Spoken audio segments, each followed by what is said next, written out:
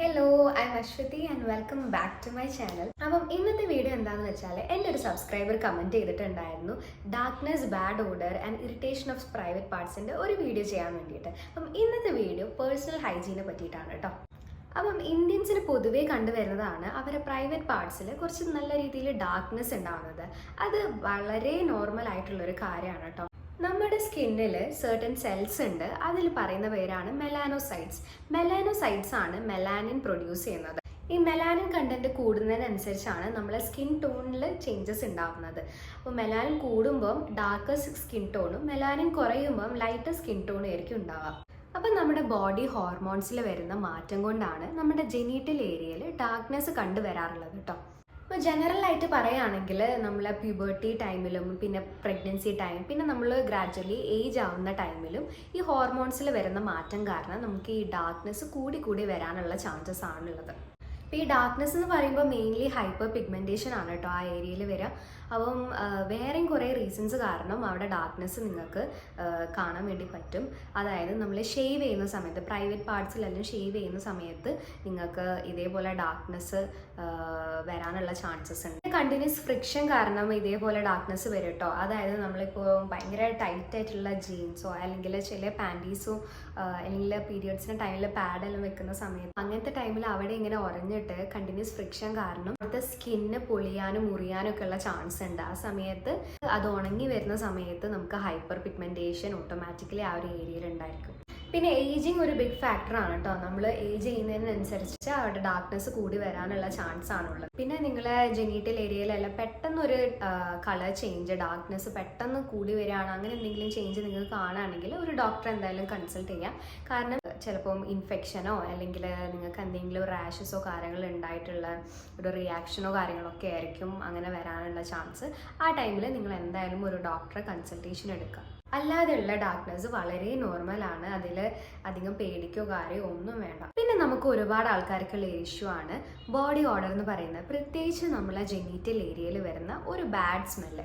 നമുക്ക് ഒരുപാട് ആൾക്കാർക്ക് എക്സ്പീരിയൻസ് ഉണ്ടാകും അല്ലേ, ചില സമയത്ത് ഒരു ബാഡ് സ്മെല്ലാണ് നമുക്ക് ആ ഒരു ഗേൾസിൻ്റെ കാര്യം പറയുകയാണെങ്കിൽ ആ ഒരു വെജൈനൽ ഏരിയയിൽ നിന്നൊക്കെ വരുന്നുണ്ടാവുക. എന്തുകൊണ്ടാണ് അങ്ങനെ ബാഡ് സ്മെല്ല് വരുന്നതെന്ന് വെച്ചിട്ടുണ്ടെങ്കിൽ നമ്മൾ വെജൈനൽ ഏരിയയിൽ മില്യൻസ് ഓഫ് ബാക്ടീരിയസ് ആണ് ഉള്ളത്. അപ്പം ആ ഒരു ബാക്ടീരിയാസിൻ്റെ ബാലൻസിൽ നിന്ന് എന്തെങ്കിലും ചേഞ്ചസ് വരികയാണെങ്കിലാണ് ഇങ്ങനത്തെ ബാഡ് സ്മെല്ലും കാര്യങ്ങളും ഒക്കെ ഉണ്ടാവുന്നത്.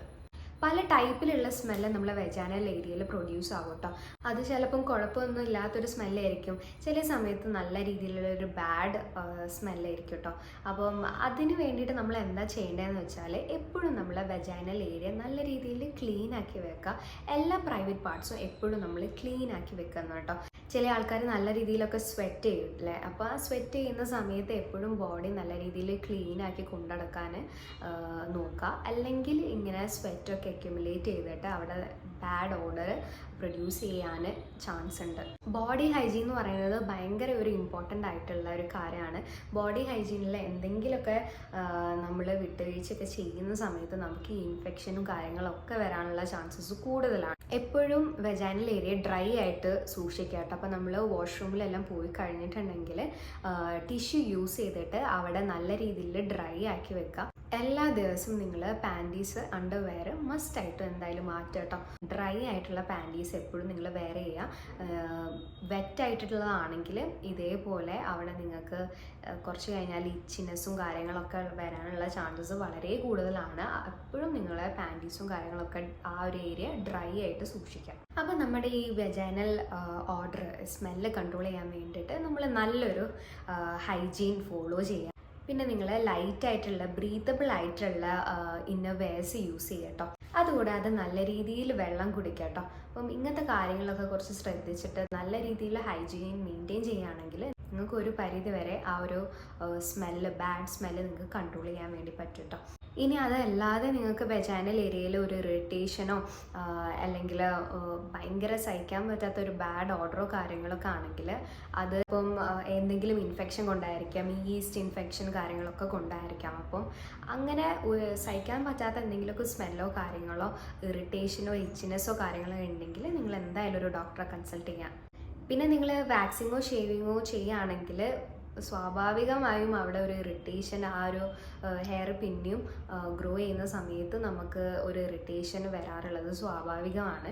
പിന്നെ ഓവറോൾ പറയുകയാണെങ്കിൽ നമ്മൾ നല്ല രീതിയിൽ നമ്മളെ ബോഡിക്ക് കെയർ കൊടുക്കും. ഇപ്പം എപ്പോഴും ബോഡിയൊക്കെ ക്ലീൻ ആയിട്ട് സൂക്ഷിക്കുക, വൃത്തിയുള്ള ക്ലോത്ത്സ് എപ്പോഴും വെയർ ചെയ്യുക, നല്ല ഹൈജീൻ ആയിട്ടുള്ള ഫുഡ് കഴിക്കുക, ജങ്ക് ഫുഡും കാര്യങ്ങളൊക്കെ. ഞാനൊക്കെ ജങ്ക് ഫുഡിൻ്റെ മെയിൻ ആളാണ് കേട്ടോ.